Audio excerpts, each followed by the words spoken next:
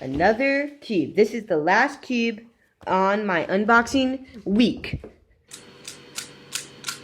And also, I recommend watching the other unboxing videos for this week. So yeah, let's get this open. Okay.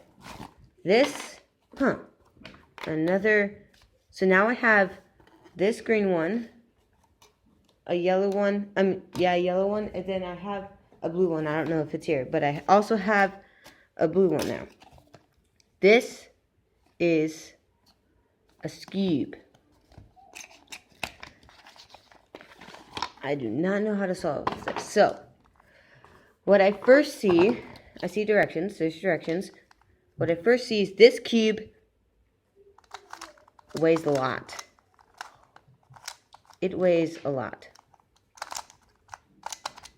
I don't know if you can tell by the noise, but I'm not really much experienced with Skewbs, but I am pretty sure that it's not supposed to sound like that.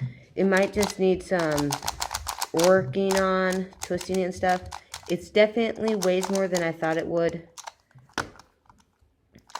And I don't really like the texture of it. It's like really plasticky, I guess, feel. But it just depends what you like. I kind of like frosted feel, but this is not. It's clicking. I don't know why it's clicking. So, not reaching expectations so far. I would not recommend this for a speed cube, but if you're just learning it like I am, then it might be worth it. It works. I might get a better one later if I actually get into Skewb. But yeah, this is the Skewb.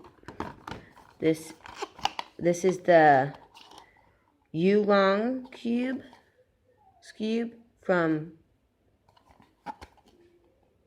I have no idea. Yeah. I will have a link down below for this if you want to buy it. So don't forget to like and subscribe. Okay, so after playing with it a while, I actually noticed, I don't know if you can see, but I know why it's making that clicking noise. It's because there's magnets in it.